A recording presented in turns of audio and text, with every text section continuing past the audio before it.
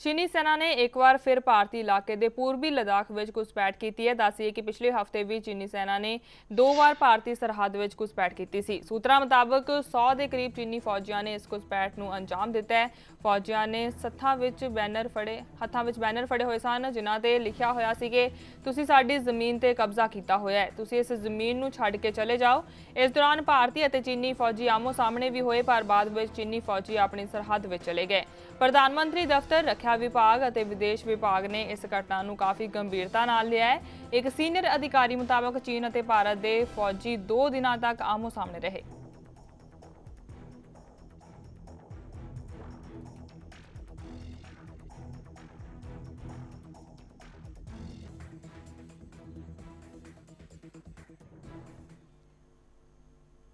ਰੱਖਿਆ ਮਾਹਰਾਂ ਦਾ ਕਹਿਣਾ ਹੈ ਕਿ ਭਾਰਤ ਨੂੰ ਹੁਣ ਸਖਤੀ ਨਾਲ ਪੇਸ਼ ਆਉਣਾ ਚਾਹੀਦਾ ਹੈ। ਉਹਨਾਂ ਨੇ ਚੀਨ ਦੀ ਹਰਕਤ ਨੂੰ ਕਾਫੀ हद तक ਲੱਚਰ ਰਵੱਈਏ ਦਾ ਨਤੀਜਾ ਕਿਹਾ।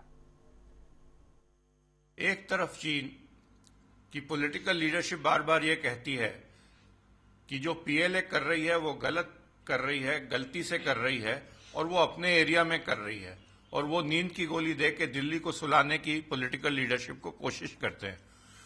दूसरी तरफ वो ये इंकर्शंस करते हैं, ये प्रोबिंग अटैक्स हैं। ये अटैक्स इंकर्शंस जो हैं ये देखने के लिए हैं इंडिया कितना प्रिपेयर्ड है। चाइना ये प्रोब कर रहा है आने वाले समय पर वो इंडिया पर अटैक करेगा। उसकी कैलकुलेशंस बहुत सिंपल हैं। पहली कैलकुलेशन है कि पॉलिटिकल लीडरशिप टोटल पैरालिसिस में है, मिलिट्री को प्रिपेयर नहीं किया गया है हिंदुस्तान की। तीसरा, इंडिया के अंदरूनी मामले इतने ज्यादा लीडरशिप को घेरे हुए हैं कि वो उसके ऊपर कोई काउंटर अटैक नहीं करने की पोजीशन में है।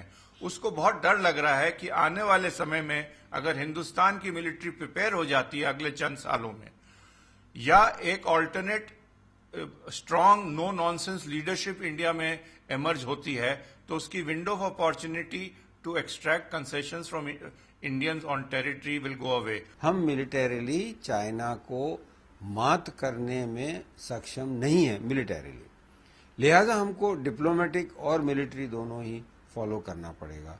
पर मैं एक बात कहने से नहीं पीछे हटूंगा कि अगर चाइना ने किसी भी तरह का अटैक किया इंडिया के ऊपर जो एक वॉर में तब्दील हो सकता है, तो चाइना को ये नहीं भूल जाना चाहिए कि इंडिया एक न्यूक्लियर कंट्री है, और जो चाइना के ऊपर इंडिया अटैक करेगा तो उसमें इतना भारी नुकसान पहुंचेगा चाइना को कि उसे कम से कम नहीं तो 10 से 15 साल लग जाएंगे उभरने के लिए और अपनी इकोनॉमिक स्थिति सुधारने के लिए।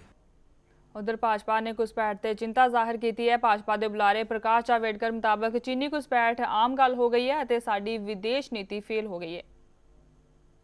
भारत सरकार की चीन संबंधी नीति की विफलता का ये प्रमाण है कि लगातार चीनी सैनिक भारतीय सीमा में घुसपैठ कर रहे हैं, और ये सरकार है कि जो अपनी बात को ठीक तरीके से रख नहीं पाती।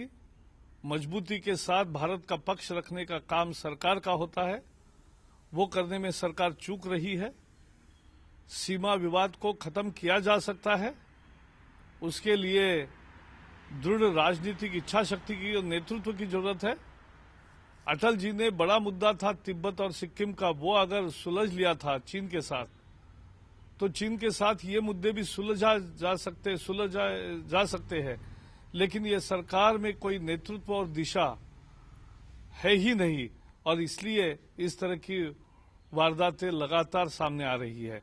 और चीन जिस तरह से पाकिस्तान में, नेपाल में, अब म्यांमार में, बांग्लादेश में, श्रीलंका में, मालदीव में अपनी पेट बढ़ाने की कोशिश कर रहा है, वो भारत के लिए एक चेतावनी है। लेकिन सरकार इसको सुनने से मना कर रही है। हम सरकार की इस घोर विफलता की भर्त्सना करते हैं। बिल्कुल विदेश नीति की कमी के कारण ही ये इस तरह के वारदातें लगातार हो रही है। चीनी घुसपैठ बारे कांग्रेस का की कहना है, आओ जानते हैं। देखिए, ये दुर्भाग्यपूर्ण है। चीन जो कुछ कर रहा है, सरकार यकीनन चीन की हुकूमत से इस मामले में एहतजाज करेगी, प्रोटेस्ट करेगी, और चीन को इस तरीके की अपनी हरकतें बंद करनी चाहिए। आखिर हम उसे मुंहतोड़ जवाब कब देंगे? देखिए, सबसे पहले बातचीत से ही मसला हल होता है और बातचीत के साथ हमें यकीन है कि चीन के साथ ये जितने छोटे मोटे मामलात हैं ये सब ठीक हो जाएंगे और ये दुर्भाग्यपूर्ण है। चीन को इस तरीके से नहीं करना चाहिए। खबरां दी दुनिया विच आओ, साडे नाल कदे भी ते कितों भी जुड़ो। आपां मिलांगे फेसबुक ते, ਅਸੀਂ दिखांगे YouTube ते, सानू फॉलो करो ट्विटर ते। खबरां नाल जुड़े रहो दिन रात।